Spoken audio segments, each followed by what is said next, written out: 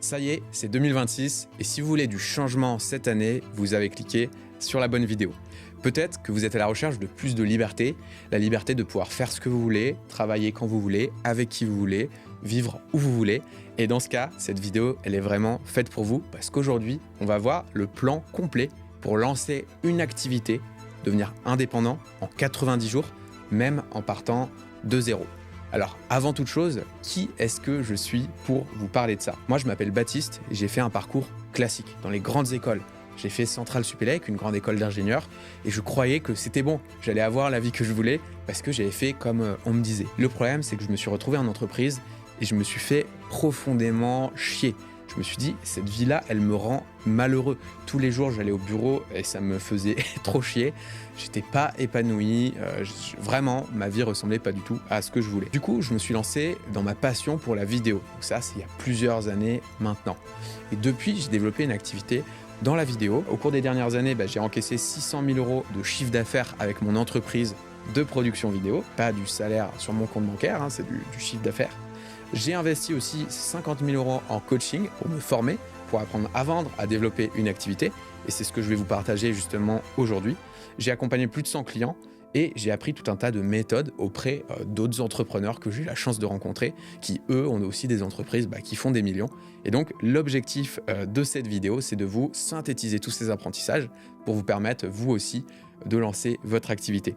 Aujourd'hui, tout ce que ça m'a permis de faire, ces méthodes-là, c'est d'avoir des clients un peu partout dans le monde qui me permettent de voyager, qui me permettent de travailler avec des gens qui m'inspirent, et puis de me sentir libre et de mieux gagner ma vie qu'en étant ingénieur. Donc c'est trop cool.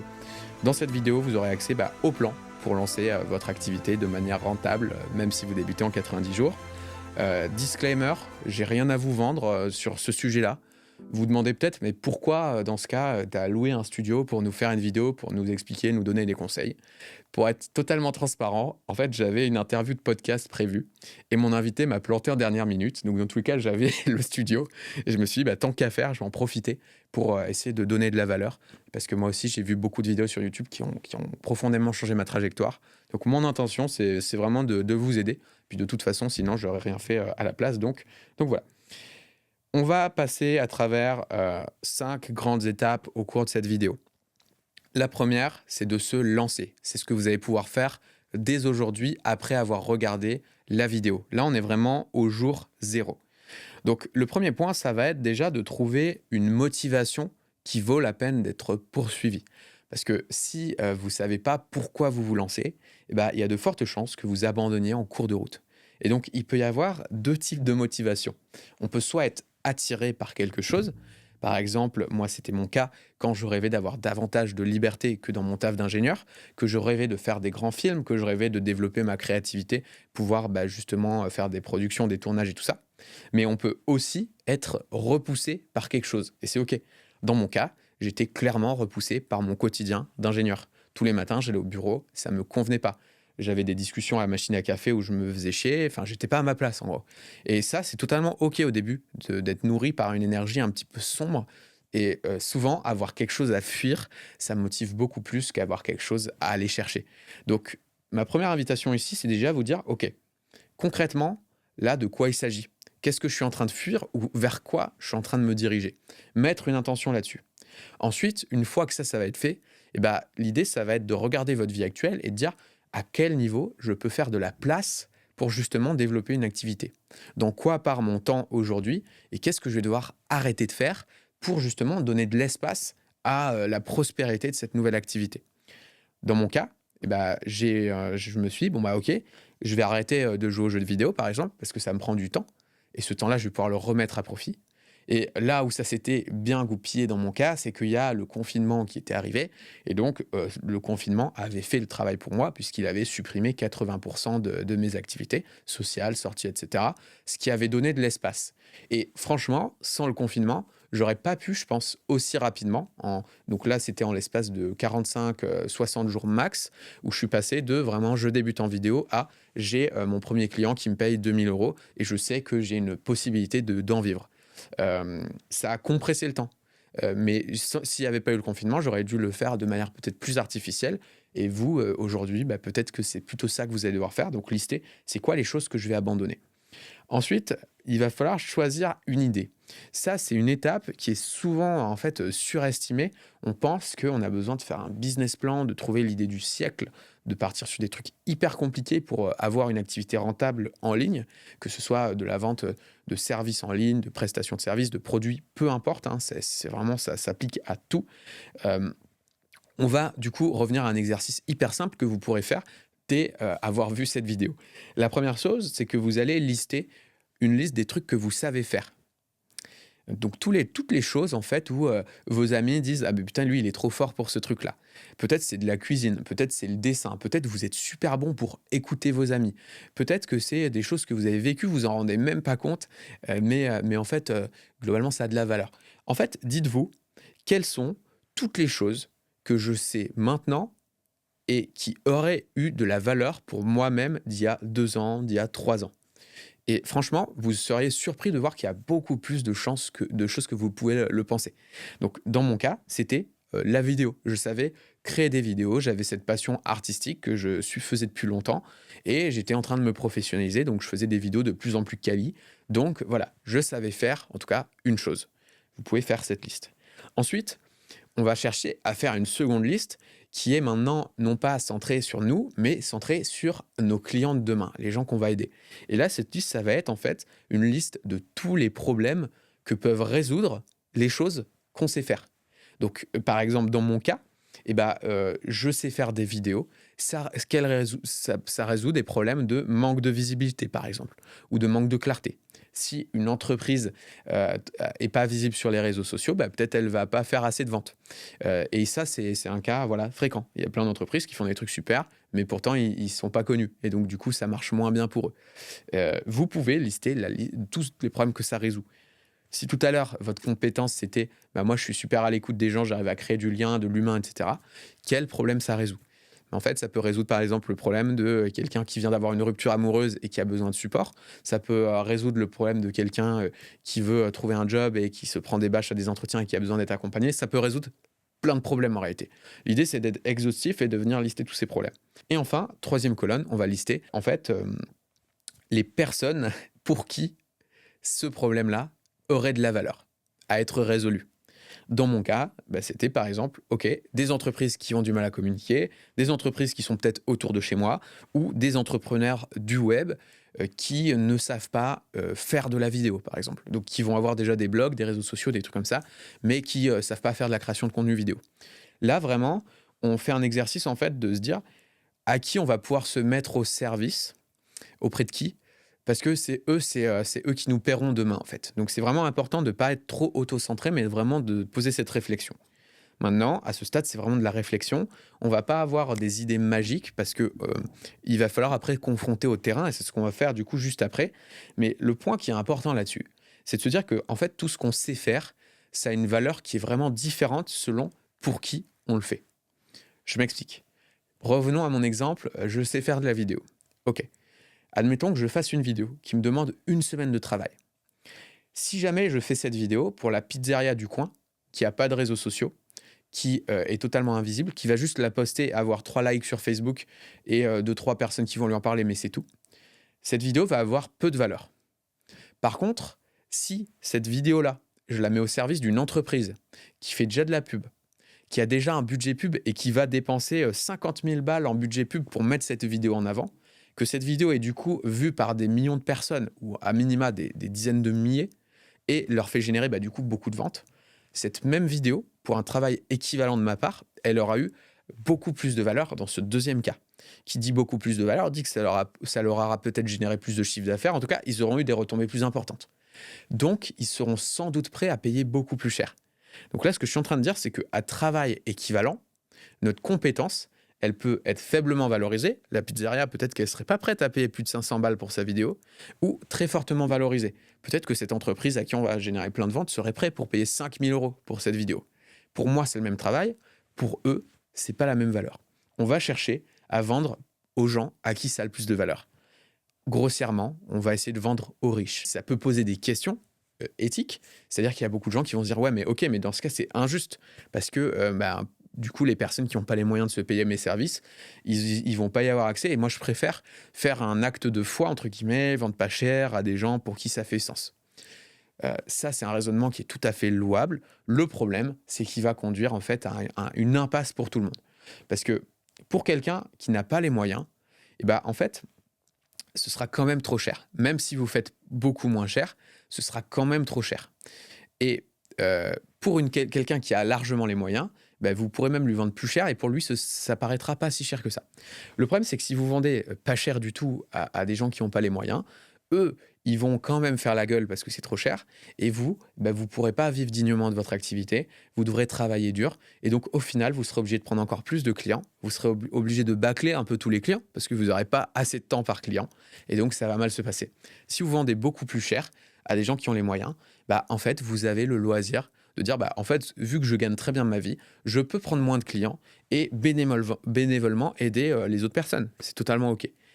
Et là, du coup, vous serez dans un schéma où tout le monde s'y retrouve. Ceci étant dit, vous avez maintenant une liste de compétences, de problèmes que vous savez résoudre et de personnes pour qui ça pourrait hypothétiquement avoir de la valeur. Là, on est encore dans l'hypothétique. Maintenant, on va chercher à créer un plan. Le plan, c'est un petit peu ce qu'on fait là. On est encore dans le jour 1. On n'a pas encore commencé nos 90 jours. On crée notre plan.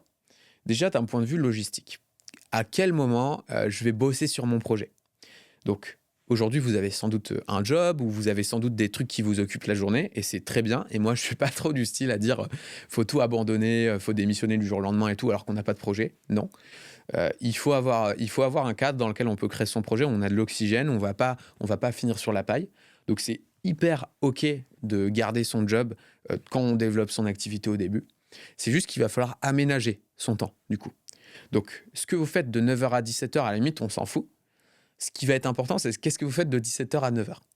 Donc, en fait, de 17h à 9h, finalement, bah, si on part du principe que de 17h à 23h, vous avez du temps qui est disponible, vous avez 6 heures devant vous. Peut-être qu'il y a 1 heure qui part en transport, OK, il vous reste 5 heures. Peut-être qu'il y a une autre heure qui part pour faire la bouffe, pour manger, etc. OK, il vous reste 4 heures. Bah, sur ces 4 heures-là, peut-être vous n'allez pas pouvoir travailler 4 heures parce que vous êtes déjà fatigué de la journée. Bah, peut-être qu'il vous reste quand même 2 heures qui sont mobilisables. Ces 2 heures-là, bah, est-ce que vous êtes prêt à les bloquer, en fait? Et si oui, bah, c'est quand? Est-ce que c'est le matin avant d'aller bosser? Est-ce que c'est le soir? Ça, c'est à vous de voir, mais en tout cas, c'est vraiment l'idée de dire, bah, on le fout dans l'agenda et on y va, quoi. Maintenant, on va chercher à se mettre un objectif. Donc ça, ce qui est cool d'avoir un objectif, c'est que ça va permettre de tenir un cap. Donc là, typiquement, ça veut dire, bah, OK, dans les 90 prochains jours, qu'est-ce que je vais accomplir? Cet objectif, il doit être smart. Qu'est-ce que ça veut dire? Ça veut dire spécifique. C'est un objectif précis. Donc là, par exemple, ça pourrait être, bah, je veux un certain chiffre d'affaires généré avec cette activité pour valider le concept. Donc le S. M, mesurable. OK. Ça doit être combien, justement? Par exemple, ce serait, bah, je veux avoir encaissé 3 000 euros auprès de mes clients dans les 90 prochains jours de mon activité. Top. Atteignable, il faut un truc faisable. Réaliste. Ça doit pas, si vous mettez, je vais avoir fait 300 000, bah ok, en fait, c'est cool, mais il y a des chances que ça n'arrive pas. Donc, il va pas être motivant. Temporel, plage de temps. Donc, d'ici 90 jours dans notre cas. Donc là, on a notre plan logistique. On va voir juste après exactement quelles actions mettre en place pour aller trouver ses clients, faire son beurre. Mais déjà, là, vous avez le plan, un petit peu la roadmap globale. Maintenant, il va falloir aussi faire son petit plan mental, se conditionner mentalement, parce que vous allez voir qu'en vous lançant, bah, il va y avoir plein d'idées qui vont vous passer par la tête, vous allez avoir envie d'abandonner. Il y a votre entourage qui va peut-être pas comprendre, il y a vos collègues qui vont pas forcément capter, il y a certaines personnes qui vont vous tirer vers le bas et c'est OK, c'est pas de la malveillance nécessairement, c'est juste que les gens n'aiment pas vous voir changer parce que ça remet en cause leur vision du monde et ça leur appartient, ça vous regarde pas vraiment en fait. Mais du coup, il y a quelques principes qu'on peut déjà lister pour être mentalement prêt à ce qui va venir. Le premier, c'est ne pas se préoccuper du jugement de ceux qui n'ont pas ce que tu veux. Si quelqu'un n'a pas la vie que tu veux, bah, ça sert à rien d'écouter ses conseils. Moi, c'est un truc en tout cas que j'applique. Hein. Je sais pas si c'est pas parole d'évangile, mais moi, c'est un principe que je garde. Si quelqu'un n'a pas obtenu ce que je veux, j'écoute pas ses conseils. Si, en gros, enfin, si je le dis grossièrement, J'écoute pas les conseils du mec en surpoids qui me dit à la salle, tu devrais faire ton mouvement comme ça. Peut-être qu'il connaît, mais dans le doute, j'écoute pas parce qu'il y a de grandes chances qu'il sache pas vraiment parce qu'il a pas ce que je veux. Donc en fait, j'écoute pas mes conseils de mes collègues de bureau qui vont me dire des conseils sur ce que je devrais faire pour ma boîte ou sur le fait que c'est trop risqué, sachant que eux ne l'ont pas fait avant, typiquement. Ensuite, si des gens de votre entourage ne comprennent pas, n'attendez pas d'eux qu'ils comprennent. Ça, c'est un truc que j'ai pris du temps à comprendre. J'avais pas compris ça, mais en fait, ça sert à rien d'essayer de faire changer le sens du courant d'une rivière, en gros. Si quelqu'un ne comprend pas le truc, c'est OK. Il a le droit de pas comprendre et c'est OK. Et c'est d'ailleurs assez normal. Voilà, c'est ce qui nous fait souffrir, en fait, souvent, c'est pas l'incompréhension de notre entourage, c'est les attentes qu'on place dessus. Donc, les gens comprendront pas et c'est pas censé être autrement et c'est totalement OK. Accepter que tu débutes et que tu vas faire des erreurs et que ce sera plus long. Au début, on est nul, c'est normal. Moi, j'ai fait des erreurs de fou.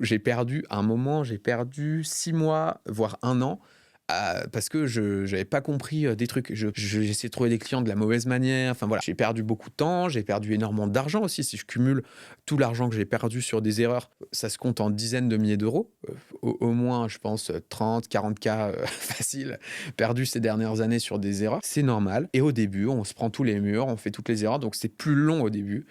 En fait, ce qu'il faut avoir en tête quand on développe une activité, c'est que la progression, c'est pas 1, 2, 3, 4, 5, 6, 7, 8, 9, 10. C'est genre plutôt 1, 1,1, 1,2, 1,3, 1,4, 2, 8, 10. Ça part un peu exponentiel au fur et à mesure qu'on débloque des leviers, qu'on comprend des trucs. Ça, on va y revenir juste après. Et enfin, accepter l'imperfection. Le piège de la perfectionniste de je veux faire mon site web pour lancer mon activité, il doit être parfait et tout, machin. Non, ça marche pas comme ça. D'ailleurs, faire un site web ne sert à rien si vous voulez lancer votre activité. Acceptez de naviguer dans le chaos. Au début, vous allez en changer un peu de positionnement. Enfin voilà, vous n'aurez pas les réponses tout de suite. Et c'est pas censé être autrement. Et encore une fois, c'est OK. On va dire que là, le jour 0, vous pouvez faire déjà tout ce qu'on a dit. Vous aurez déjà une idée de dans quelle direction vous allez pour votre succulent projet. Maintenant, on passe dans l'étape 2. Jour 1 au jour 30. Trouvez votre marché. Alors ici, l'erreur que moi j'ai faite par le passé, c'est que j'étais nombriliste. C'est-à-dire que je me disais, je vais faire des super vidéos et en fait, je suis uniquement concentré sur mon art. J'ai une approche de technicien, je veux améliorer telle transition dans les plans et tout. Mais ce dont je me rendais pas compte, c'est que mes clients, et mes prospects, donc mes potentiels clients, n'en avaient rien à foutre en fait de ma technique, de mon art. Eux, ce qui les intéresse, c'est de régler leurs problèmes à eux. Et ils payent pour ça, en réalité. Ils payent pas, ils s'en foutent un petit peu en fait de nous et de notre technique. Et ça, c'est valable quel que soit le truc que vous allez délivrer. Le premier point à comprendre ici, c'est que déjà, c'est à propos de nos clients. Ensuite, le second point à comprendre à cette étape, c'est que là, on est vraiment au début. Et au début, notre temps, c'est notre unique ressource à disposition. On en a beaucoup et il vaut pas grand-chose. Donc, on va pouvoir faire levier sur notre temps et utiliser des stratégies que toutes les autres personnes trop avancées ne peuvent pas utiliser. Ça va être ça notre force. Je m'explique. Au début, on a peu de compétences. Au début, on n'a pas d'audience. Il n'y a personne qui nous suit sur les réseaux sociaux. Au début, on n'a pas de réseau. On n'est pas encore connu, on n'a pas de réputation sur un marché. Personne ne nous attend. On n'a pas de capital, a priori, on n'a pas forcément beaucoup d'argent et on n'a pas d'équipe. On est tout seul, on n'a que la force de nos mains. En d'autres termes, on n'a pas de levier, contrairement à certaines personnes plus avancées sur notre marché, qui vont pouvoir directement envoyer des pubs, lancer 10 000 balles de budget pub et être très véloce. Nous, on n'a pas tous ces atouts-là. Du coup, on va utiliser les cartes qu'on a en main à notre avantage. Et nous, ce qu'on a, c'est du temps. En fait, une fois que tu as réussi des trucs dans ta boîte et tout, le marché a un peu des attentes sur toi. Donc, par exemple, si on prend des créateurs de contenu qui se lancent et tout, qui ont de l'audience, au début, personne ne les attend. Et après, ils peuvent décevoir leur audience. Nous, on n'a pas ce risque-là, entre guillemets. Donc, on va jouer sur nos forces. On a 2 cas de figure qui sont possibles. Soit vous voulez lancer une activité qui est innovante, une innovation de rupture, vous voulez casser un marché. Et dans ce cas, on ne va pas en parler ici.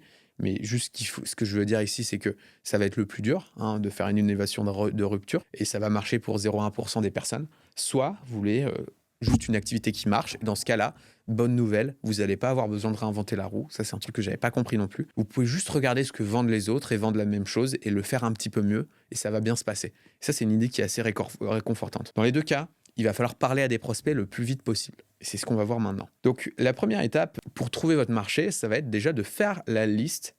On repart en fait de la liste hypothétique des gens à qui on pourrait apporter de la valeur. Et maintenant, on veut la transformer en une liste réelle. Ok ? Donc, vous allez faire la liste dans votre réseau de tous les gens avec qui vous devriez parler. tous les gens qui sont des potentiels clients pour vous ou les gens qui sont des potentiels prescripteurs pour vous. Donc, je m'explique. Si je reprends mon exemple, moi, quand je me suis lancé dans la vidéo, je me suis dit, bah, pour qui ça pourrait avoir de la valeur de faire des vidéos? Ok, des mecs qui ont fondé des entreprises et qui pourraient potentiellement recommander mes services? Bah, des agences de production vidéo qui cherchent des vidéastes, qui cherchent des monteurs, etc. Eux, bah, ils peuvent avoir besoin de moi aussi. Donc, on va faire une liste dans notre réseau de tout ça et on va aussi aller chercher des recommandations dans notre réseau. C'est-à-dire qu'à chaque fois qu'on arrive à parler à quelqu'un, on va lui demander, bah, voilà, je te mets un peu de contexte sur mon projet. Avec qui, selon toi, dans ton entourage, ça pourrait faire sens que je discute? Là, notre objectif, c'est d'aller parler à 20 prospects, 20 personnes qui pourraient nous acheter, mais on n'y va pas dans l'idée de leur vendre nos trucs. On y va pour comprendre pourquoi est-ce que c'est quoi leur problème et qu'est-ce qu'ils aimeraient voir comme solution sur le marché. Et en gros, c'est quoi les conditions pour qu'ils nous donnent leur argent. Mais l'idée là, c'est pas d'y aller dans une démarche de vente. Là, on va faire ce qu'on appelle des entretiens exploratoires. Donc en gros, je vous donne un exemple. Dans mon cas, j'appelais des personnes en fait dans mon réseau. Donc moi, j'avais trouvé un petit hack. C'est que comme j'avais fait une école d'ingénieur, j'avais l'annuaire des anciens de l'école. J'ai pris toutes les personnes qui avaient fondé une entreprise dans ce réseau-là. Je les ai appelés. Globalement, mon appel, il durait 30 secondes et je leur disais: Allô Patrick, bonjour Patrick, Baptiste Soukassian à l'appareil. Je t'appelle aujourd'hui parce que j'ai obtenu tes coordonnées dans le réseau des anciens de Centrale. Moi, je suis aussi fraîchement diplômé. J'ai un projet entrepreneurial et dans le cadre de ce projet, je cherche à échanger avec des gens qui ont fondé des entreprises sur leurs enjeux de communication, etc., pour vraiment comprendre ce marché-là. J'ai rien à vendre. À ce stade-là, j'aimerais vraiment juste tirer parti de ton expérience, savoir comment tu as monté ta boîte, quels sont tes sujets. Et moi, ça aurait beaucoup de valeur pour moi. Est-ce que ce serait envisageable pour toi de trouver 15 minutes ou 15-20 minutes à m'accorder dans les jours qui viennent? J'aurais rien à te proposer, c'est vraiment juste dans une démarche de maturer mon projet. Et là, les personnes disent, la plupart disent oui, parce qu'en fait, c'est toujours flatteur de pouvoir parler de son projet, de soi, ça fait plaisir d'aider. Et si vous venez un petit peu avec une brèche, donc moi c'était l'annuaire des anciens, mais ça peut être appeler des gens que vous connaissez, hein, littéralement, ou des gens que vous connaissez qui vous ont donné des contacts, je t'appelle de la part de machin. Ça va être en fait possible d'avoir des premiers entretiens. Ces entretiens-là, vous allez y aller en montrant patte blanche. Le but, c'est de créer du lien avec eux, c'est de leur poser des questions sur, par rapport à ce que vous faites, c'est quoi, en gros, la solution idéale qu'ils aimeraient acheter. Donc, dans mon cas, c'était en gros, OK, moi, je me positionne sur les sujets de visibilité. Comment vous faites pour travailler votre visibilité? Qu'est-ce que vous avez déjà essayé? C'est quoi vos problématiques là-dessus? Comment ça résonne chez toi? Que des questions ouvertes. Est-ce que vous avez déjà bossé avec des partenaires là-dessus? Qu'est-ce que tu avais aimé? Qu'est-ce que tu avais moins aimé? Si aujourd'hui, moi, je devais me positionner sur ce marché-là, ou si toi, tu avais une baguette magique, en gros, pour créer la solution parfaite, ce serait quoi, tu vois? Et ça peut marcher vraiment, quelle que soit votre activité, en fait, cette démarche. Si vous êtes passionné de déco intérieure, par exemple, en fait, ça peut être d'aller parler à des architectes ou des responsables de l'environnement de travail dans des entreprises ou même des particuliers et leur dire, voilà, ce que j'ai remarqué, c'est que il y a un vrai enjeu à créer des environnements stylés dans les bureaux dans lesquels on bosse. J'ai envie de créer un service là-dessus. Et aujourd'hui, moi, j'aimerais voir voilà, comment ce sujet résonne chez toi. Voilà. Et vous allez pouvoir creuser et noter et enregistrer ces appels, en fait. Les enregistrer. Comment vous pouvez prendre une IA qui enregistre vos calls et le faire en visio, par exemple. Ou alors, vous prenez juste des notes. C'est OK. Et à la fin de l'appel, vous demandez, à la lumière de cette conversation, est-ce qu'il y a des gens dans ton réseau avec qui ça pourrait faire sens que je discute? Vous allez parler avec 20 personnes. Et là, vous allez commencer déjà à comprendre votre marché. Ceci étant fait, on va passer à l'étape 3, vendre vos premiers projets. Donc là, OK, on était un peu dans l'exploration du marché. Vous n'avez pas encore vendu. Maintenant, on va pouvoir mettre les gaz. Jour 31 à 60, vous allez pouvoir vendre vos projets. Donc, à ce stade, vous avez déjà une liste de contacts qui ont déjà de la relation avec vous et vous avez une idée de ce qu'ils veulent. Vous allez pouvoir déjà, à la lumière de ces 20 entretiens exploratoires, créer votre positionnement. Donc, qu'est-ce que ça veut dire? On va rester méga simple. C'est en gros une liste des problèmes que vous résolvez, pour qui vous les résolvez et en quoi vous le faites différemment que les autres personnes de votre marché.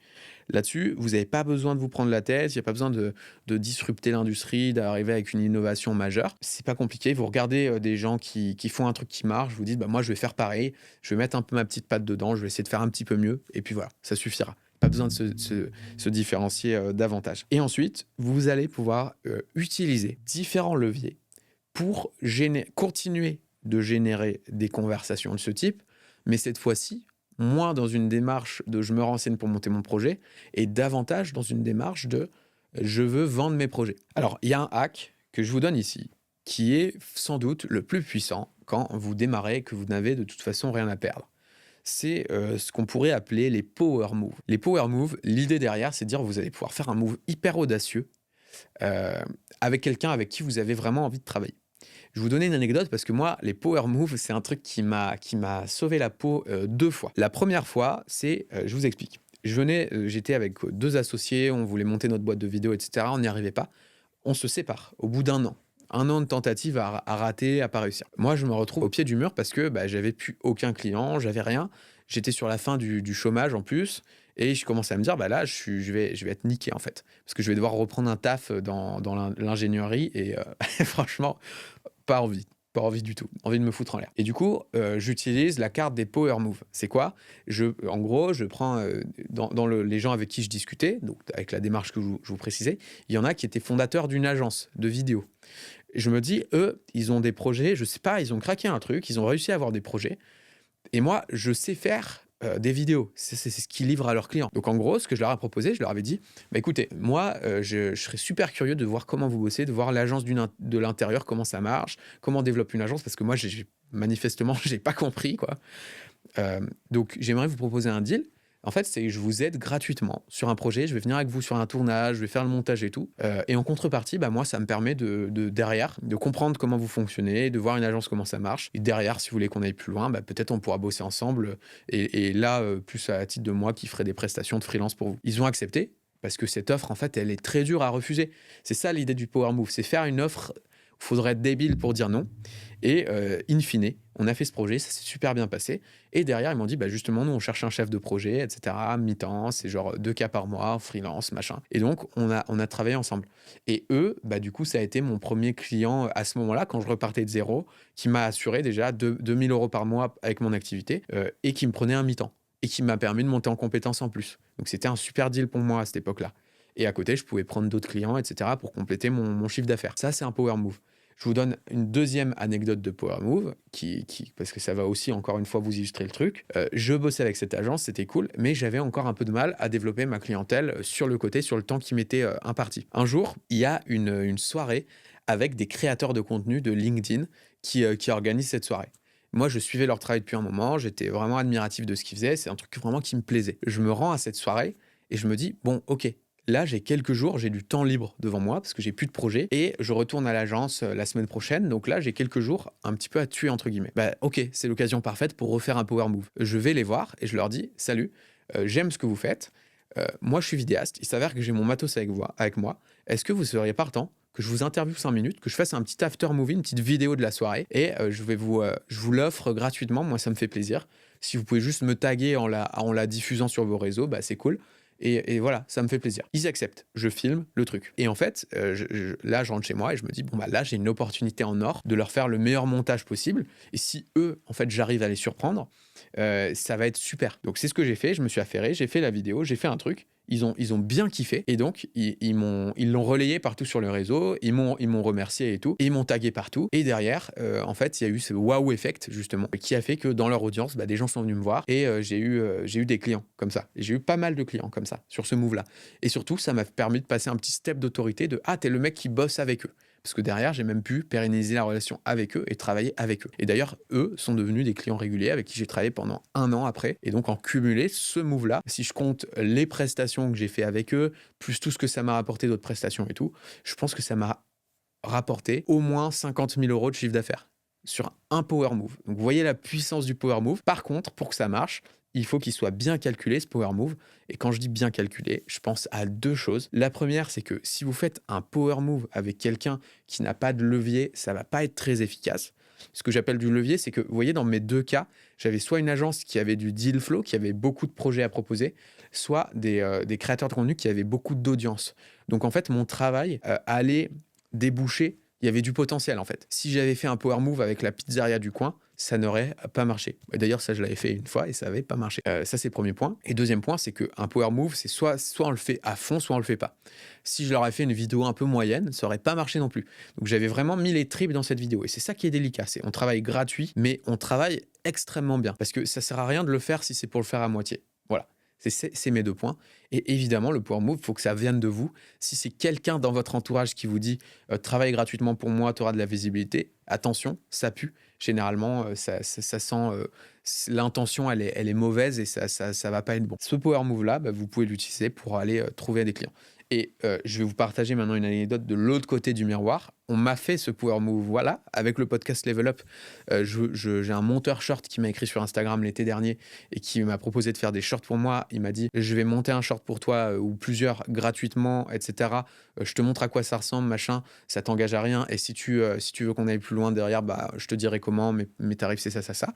J'ai accepté et depuis, bah, il fait tous les shorts du podcast, et d'ailleurs je l'ai recommandé parce qu'il bosse bien, donc je l'ai recommandé à d'autres personnes aussi et du coup, bah, voilà, c'est, puissant. Il y a un sujet de timing parce que lui, il m'a écrit pile au bon moment et pour un mec qui m'écrit au bon moment, bah, il y a peut-être 10 mecs qui m'écrivent et pour qui ça donne rien.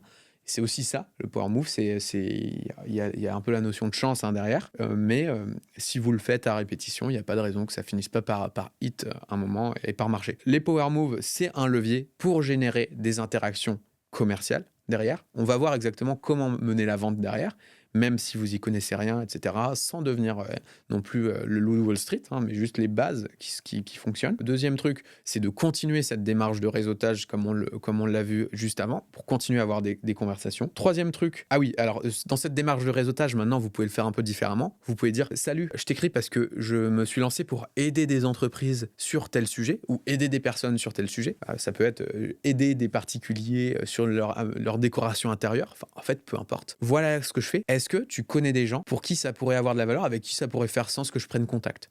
Vous pouvez écrire ça à plein de contacts dans votre répertoire. Et en fait, la nuance, c'est que vous n'êtes pas en train de leur vendre à eux, vous êtes en train de leur dire: je propose ça, est-ce que tu connais des gens que ça peut intéresser? Et certains vont vous dire: oui, moi, ça m'intéresse, mais ça viendra d'eux, du coup. Ça viendra pas de vous, ce sera pas malsain. Donc ça, ce sera super cool. Ensuite, création de contenu, ça c'est un 2e levier. C'est cool. Vous pouvez en fait documenter tout ce que vous apprenez quand vous vous formez sur vos sujets, sur les réseaux sociaux. Donc l'aménagement intérieur, si je reprends l'exemple, vous pourriez avoir une page Insta où vous mettez les plus belles images que vous avez trouvées de lieux qui sont trop stylés, analyser pourquoi c'est stylé, des images de lieux que vous faites chez vos clients, chez vous, des trucs comme ça. Et ça, c'est des points de contact où vous allez pouvoir commencer à susciter de l'intérêt, des conversations en message privé après, derrière. Anecdote, moi, c'est exactement ce que j'ai fait encore une fois, parce que tout ce que je vous dis là, c'est des trucs que j'ai mis en place, moi. À un moment donné, j'ai démarré une chaîne YouTube, donc c'est pas celle-ci, c'est une autre.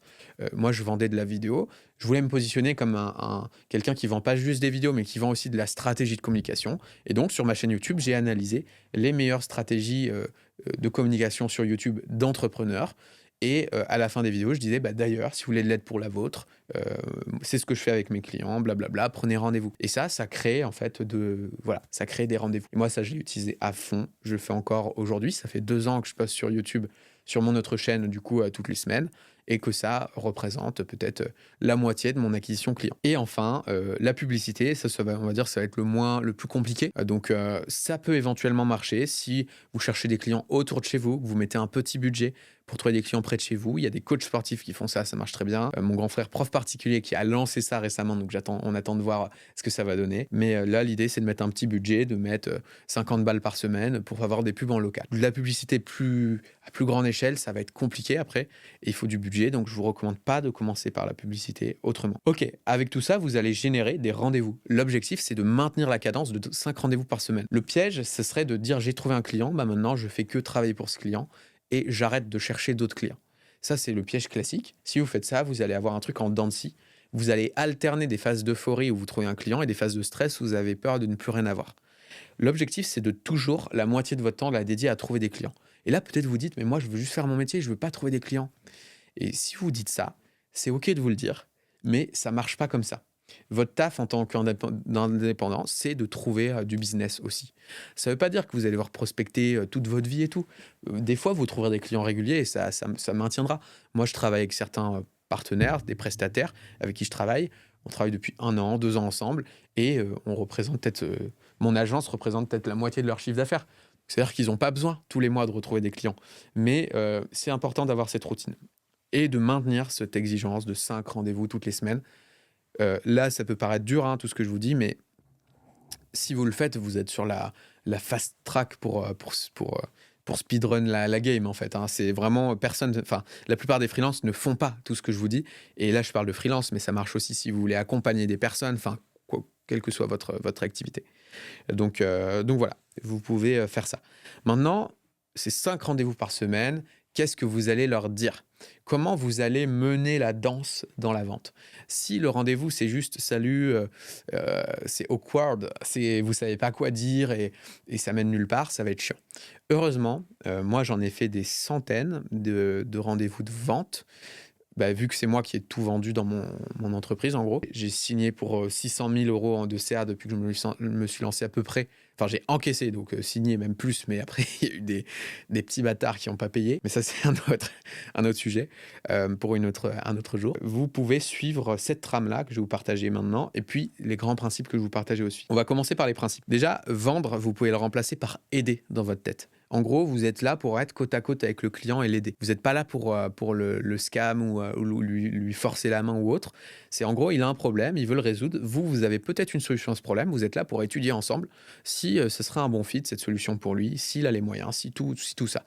Vous êtes là pour l'aider. Vous n'êtes pas contre eux, vous êtes avec eux. Vous êtes dans la même équipe avec eux, côte à côte, et vous regardez face à l'objectif que lui veut atteindre. Vous n'êtes pas là pour parler, vous êtes là pour écouter. On pense souvent que le vendeur, c'est celui qui a du boniment, qui est bon pour parler et tout. Ça, ce sont de mauvais vendeurs en réalité. Les bons vendeurs, ils écoutent. Ils ne parlent pas, ils écoutent. Ils écoutent 80% du temps. Ce qui compte, c'est ce que dit votre client, votre prospect. C'est son histoire à lui, en fait. Vous êtes là pour lui faire réussir dans son histoire. Vous n'êtes pas là pour raconter la vôtre. Vous n'êtes pas là non plus pour faire des démos techniques, vous êtes là pour parler affaires. Ça, c'est le point le plus dur pour tous les gens, notamment créatifs, ou les techniciens en fait. C'est-à-dire, ok, la vidéo, on va pouvoir la faire comme ça, il y aura 2 caméras, en plus c'est une caméra cinéma, machin. Votre client, il n'en a rien à foutre de ça. Lui, ce qu'il veut, c'est qu'on règle ses problèmes. Donc, encore une fois, c'est pas à propos de nous, c'est à propos d'eux. Maintenant, voilà la trame que vous allez pouvoir suivre dans ces fameux rendez-vous de vente. L'idée, ça va pas être de faire trop compliqué, ok? Cette trame-là, elle va pouvoir s'étaler sur un rendez-vous, si vous arrivez à vendre une offre un petit peu packagée qui est toujours la même, ou 2 rendez-vous, si jamais vous avez besoin de travailler votre proposition commerciale pour faire un truc un peu sur mesure dans un second temps. Donc, d'abord, la première étape, ça va être découverte. Donc là, on est vraiment là pour s'intéresser au mec en face ou à la meuf en face, comprendre ses problèmes, comprendre dans quoi il voit la valeur, comprendre ses objectifs. En gros, c'est qu'est-ce qui fait que aujourd'hui tu t'intéresses à revoir ton aménagement intérieur. Bah en fait, là je vous prends l'exemple du cas aménagement intérieur, mais ça s'applique à tout. Ok, bah en fait aujourd'hui je trouve que ça fait tâche.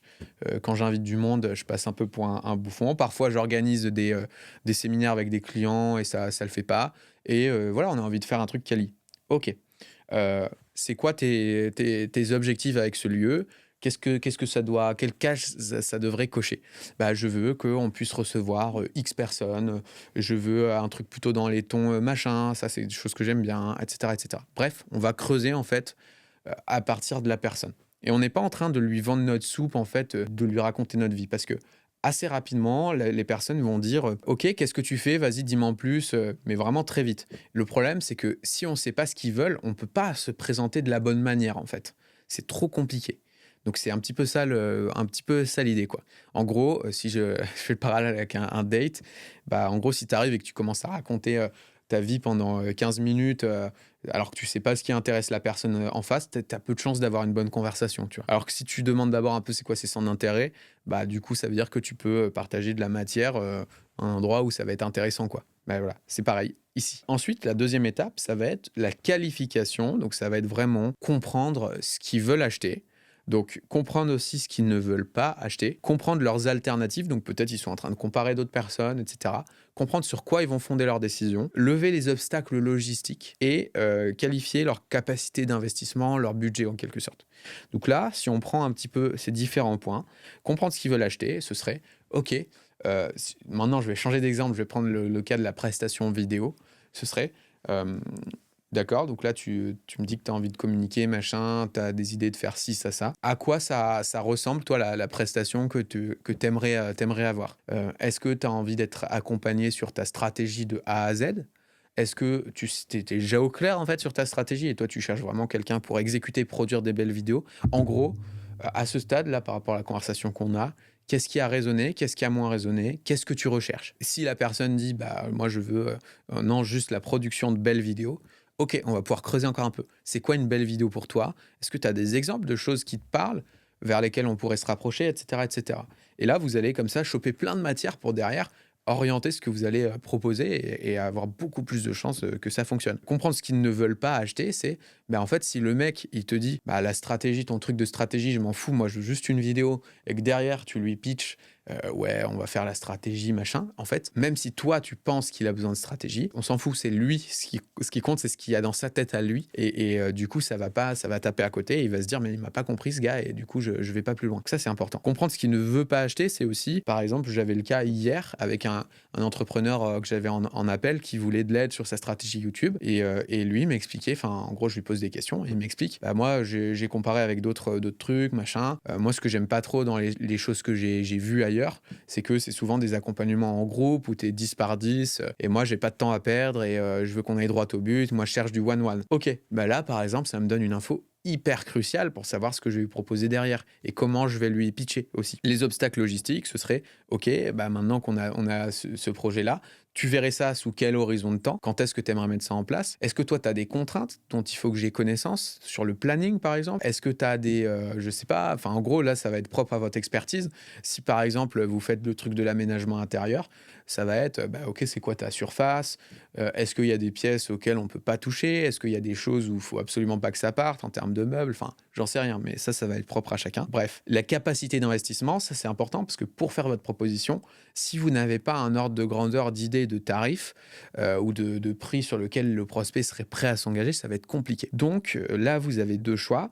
Soit vous vendez du standard, donc c'est-à-dire vous vendez des offres où c'est toujours le même prix, soit vous vendez du sur-mesure. Si vous vendez du standard, là, c'est assez facile, vous avez juste un prix et c'est le prix. Donc là, par exemple, si la personne dit bah, moi, je veux une vidéo comme ci, des shorts, des machins, vous pouvez très bien dire bah, moi, dans mon catalogue de services, en gros, je facture X par vidéo, je facture 50 balles par short, je facture je sais pas combien. Et du coup, par rapport à tout ce qu'on a dit, bah, je vais juste faire les calculs, mais globalement, ça devrait représenter à peu près tant. Est-ce que ça te parle? Est-ce que ça te parle comme ordre de grandeur? Est-ce que ça fait sens qu'on aille plus loin dans la conversation, que moi je travaille sur une proposition pour toi? Et pour le sur-mesure, c'est un petit peu la même chose. C'est OK, par rapport au problème qu'on a réglé, au problème qu'on a ciblé ensemble avant, une bonne manière de le régler, ça pourrait ressembler à peu près à ça. Donc par exemple, d'abord on va travailler ta stratégie, ensuite on va produire tes vidéos, blablabla, montage, machin, et on va sortir une vidéo par mois environ, machin, sur des projets similaires avec d'autres clients. En général, en termes de fourchette de prix, on est à environ 3 000, 3 500 euros. Est-ce que ça fait sens pour toi, au regard de tout ce qui a été dit, qu'on aille plus loin et que je te fasse une proposition détaillée, précise, adaptée à ton cas, qui est dans cet ordre de grandeur-là? Et là, du coup, vous allez pouvoir déjà prendre la température pour pas perdre du temps à bosser sur des trucs qui servent à rien. Et là, si la personne elle tombe de sa chaise, elle voulait pour 300 balles, bah, vous savez que vous allez peut-être pas faire le deal. Si elle dit bah oui, après ça dépend ce qu'il y a dedans, ok, vous savez que déjà elle serait ok si ça marche. Et donc là, on arrive après à la troisième phase, le closing. Donc c'est un mot un peu galvaudé, mais en gros ça veut dire on va conclure le deal, hein. Concrètement, ça va être présenter votre proposition à la personne que vous aurez co-construite avec elle, du coup potentiellement. Faire les petits ajustements mineurs, donc c'est-à-dire voilà ce que je te propose. Ça, c'est base pour discussion. Si tu vois des détails à bouger, on peut les bouger ensemble. Et ensuite, go, pas go. Voilà. Et après, il y a cette phase négociation qui peut arriver, mais je vous rassure, ça arrive assez pas tout le temps. Et puis des fois, il n'y a pas forcément besoin de négocier. Enfin bref, on ne va pas entrer dans trop de détails ici. Maintenant, avec ça, vous avez les clés pour à conclure déjà vos premières ventes et vos prix ils pourront monter petit à petit. Au début, vous pouvez y aller tranquille. Vous pouvez vendre des prestations à 500 balles au début, etc., avoir quelques clients. Si on revient à notre objectif qui était de faire, par exemple, dans notre cas hypothétique, 3 000 euros de chiffre d'affaires sur ces 90 jours, ben vous savez que le mois 1, vous étiez en exploration. Sur le mois 2, vous allez peut-être faire 1000 balles. Le mois 3, peut-être faire 2000 balles. Et ce sera une bonne preuve de concept déjà pour commencer, à côté de votre taf. Ça peut être cool. C'est les objectifs, évidemment, il faut trouver les vôtres. Là, je donne des exemples un peu comme ça, mais vous avez compris l'idée. On arrive à l'étape 4, jour 61 à 90, prendre son rythme de croisière. Là, maintenant, vous commencez à avoir un peu plus de clarté sur ce que vous faites, sur des méthodes pour trouver des opportunités commerciales. Maintenant, on va ranger tout ça dans une routine. Moi, ce que je vous conseille, c'est de passer la moitié de votre temps à marketer, c'est-à-dire à générer des conversations et faire des conversations de vente, et l'autre moitié de votre temps à délivrer. Et le plus important, c'est de garder cet équilibre-là. Donc, vous pouvez très bien dire les 4 premières heures de la journée, je market, les 4 secondes, je vends. Et là, vous voyez que j'ai mis 8 heures de travail par jour. Si vous voulez travailler moins, vous pouvez. Mais il faut juste savoir qu'à un moment, quand on lance une activité, il faut être prêt aussi à aller un peu au charbon. C'est OK en fait de travailler moins, c'est juste que les résultats prendront plus de temps à arriver. Et le truc des 35 heures, c'est cool, mais 35 heures pour lancer une boîte, c'est pas incroyable. Enfin, en gros, il faut être OK avec le fait que ça prendra beaucoup de temps. Donc voilà. Ensuite, vous pourrez monter peu à peu vos prix. Donc, par exemple, toutes les 5 ventes, vous pouvez monter vos prix, fidéliser vos clients. C'est plus facile de revendre à un client qui a déjà acheté que de vendre à un nouveau client de zéro. Et un client content, ça vaut 5 nouveaux potentiels clients parce qu'il va vous recommander. Allez chercher des clients auprès de vos clients, des recos.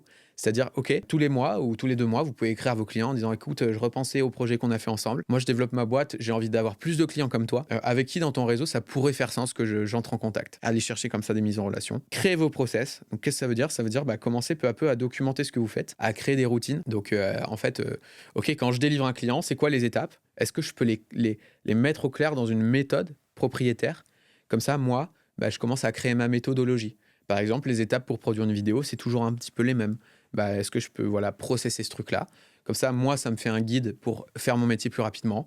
Peut-être que dans certaines étapes, je vais pouvoir déléguer, automatiser des choses pour gagner du temps. Et puis derrière, si demain j'ai envie de déléguer et de prendre de la hauteur dans mon activité et monter une entreprise plus grosse, j'aurai des playbooks pour le faire. Boum, vous venez de remplacer votre salaire. Vous pouvez maintenant vivre n'importe où dans le monde. Vous pouvez bosser quand vous voulez, c'est-à-dire gérer vos horaires. Vous pouvez travailler avec des clients cool. Vous pouvez vous former. Vous avez la main. Si vous voulez augmenter votre revenu, vous pouvez. Vous avez juste à faire plus de ce qui marche. Et là, vous venez de créer un truc vachement cool. Franchement, c'est que le début parce qu'après, vient la suite. Et là, c'est un petit teasing de qu'est-ce que vous pourrez faire ensuite. Vous vous souvenez? J'ai dit qu'au début, vous partez, vous n'avez rien. Vous n'avez pas de compétences, vous n'avez pas de réseau, vous n'avez pas d'audience, vous n'avez pas de capital, vous n'avez pas d'équipe. Toutes ces choses-là, vous allez les construire au fur et à mesure. C'est-à-dire que votre activité, vous n'êtes pas là en train de juste de faire entrer du chiffre d'affaires en réalité. Vous êtes en train de construire une réputation sur un marché. Vous avez des clients qui commencent à parler de vous. Vous êtes en train de construire des compétences. Vous montez en compétences en même temps que vous délivrez vos clients.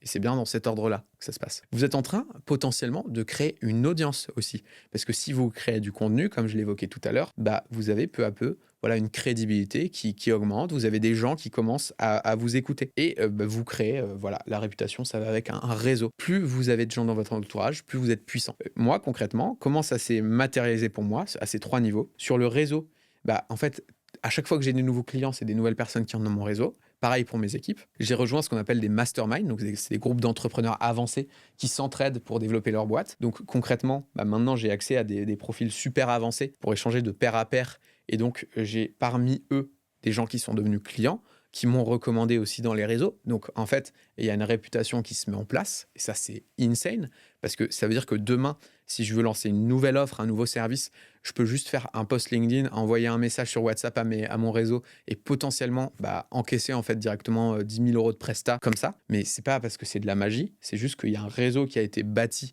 et une réputation au cours des dernières années. Ça, c'est un cheat code de fou. L'audience extrêmement puissant. Moi, du coup, j'ai mon autre chaîne YouTube qui est une chaîne de niche qui est suivie par 7500 personnes au jour où j'enregistre cette vidéo.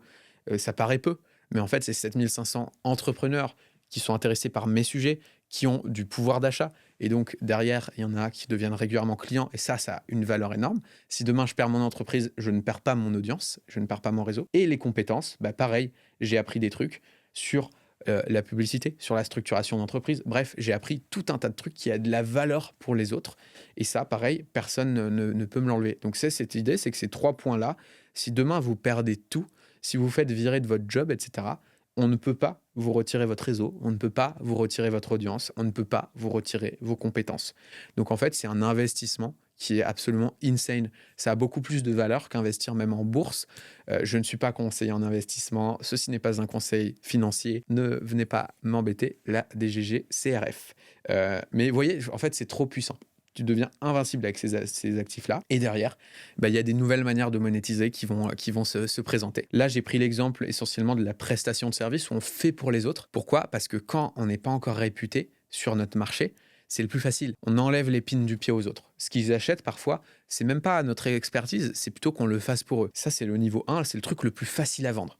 Mais ce qu'il faut avoir en tête, c'est que plus un truc est facile à vendre, plus il est difficile à délivrer. C'est chiant, il faut faire pour les autres. Mais l'inverse, c'est aussi vrai. Plus un truc est difficile à vendre, plus il est facile à livrer. Moi, peu à peu, j'ai transitionné, j'ai continué la prestation de service à faire pour les autres, mais j'ai commencé à aussi ajouter d'autres cordes à mon arc.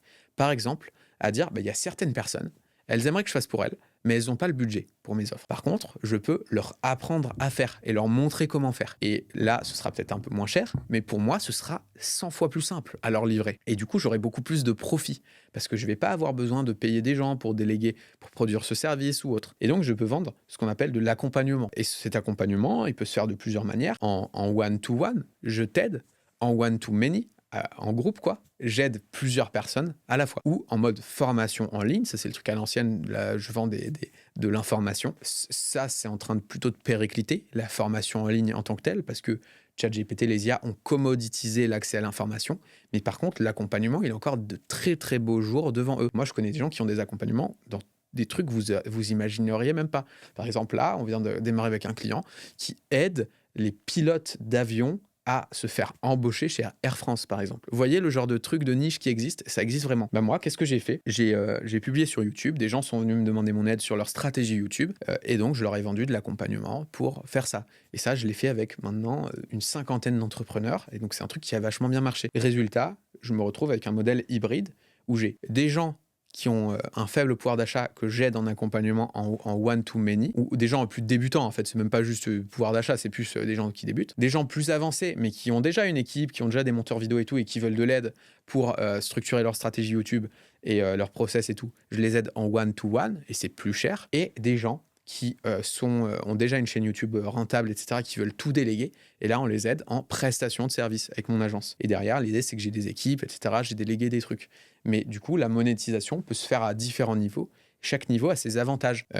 One-to-many, beaucoup de personnes à la fois. Donc, c'est très profitable pour moi à délivrer et c'est efficace. One-to-one, c'est épanouissant. Ils payent un petit peu plus cher, mais c'est un peu moins scalable, donc passage à échelle. Et prestat de service, c'est plus facile en prestat de service de garder les clients longtemps parce que quand tu leur apprends un truc, ils n'ont plus besoin de toi une fois qu'ils savent faire, alors que quand tu le fais pour eux, ils ont encore besoin de toi. Donc c'est plus chiant à livrer, plus chiant à processer, mais par contre, tu gardes tes clients plus longtemps. Bref, voilà un petit peu à quoi ça ressemble. Et derrière, tu te régales en fait. Parce que derrière, tu as le choix en fait. Tu as l'opportunité d'avoir des gens qui sont prêts à te payer pour avoir juste tes connaissances. Et aujourd'hui, avec ce modèle-là, moi, mon agence fait 30 000 euros par mois, en gros, de chiffre d'affaires, avec un bon profit. Et donc, le truc est vachement cool. Et derrière, je peux déléguer les tâches que j'ai pas envie de faire et me concentrer uniquement sur les parties qui me font kiffer. Et ça, tout le monde peut le faire. C'est juste une question de temps. Moi, ça m'a pris 2-3 ans à structurer ça par rapport à où j'en suis aujourd'hui. Ça aurait pu être plus rapide si je voulais sacrifier davantage. Maintenant, moi, je voulais aussi garder un équipe de vie, faire du sport, là, je me suis mis au triathlon, etc. Donc, je voulais pas bosser à 24. Donc, ça prend le temps que ça prend. Mais on peut aussi aller plus vite si on veut. On peut aussi aller moins vite et travailler moins. C'est possible aussi. Bref, après, on a les clés pour faire ce qu'on veut. Aujourd'hui, on a vu la roadmap pour construire votre activité en 90 jours. Potentiellement remplacer votre salaire ou même prendre votre envol. J'espère que ça vous a aidé. C'était une vidéo un petit peu faite sur le pouce. J'ai écrit ça dans le train ce matin. J'espère que ça vous a aidé. Mettez-moi un commentaire pour me dire si ça vous a parlé. Si vous voulez aller plus loin sur ce sujet-là, moi, j'ai pas forcément d'autres contenus pour vous. Par contre, j'ai des clients dont c'est le job d'aider les gens à développer leur activité. Donc, je pense qu'on vous mettra peut-être des liens pour le faire. On a notamment fait une interview avec Jérémy Coleman, dont c'est la spécialité sur Level Up. Donc, on vous mettra le lien vers cet épisode-là. Si vous voulez aller plus loin, ça peut vous aider. Et nous, on se dit à très vite pour un prochain épisode. C'était Baptiste. Ciao.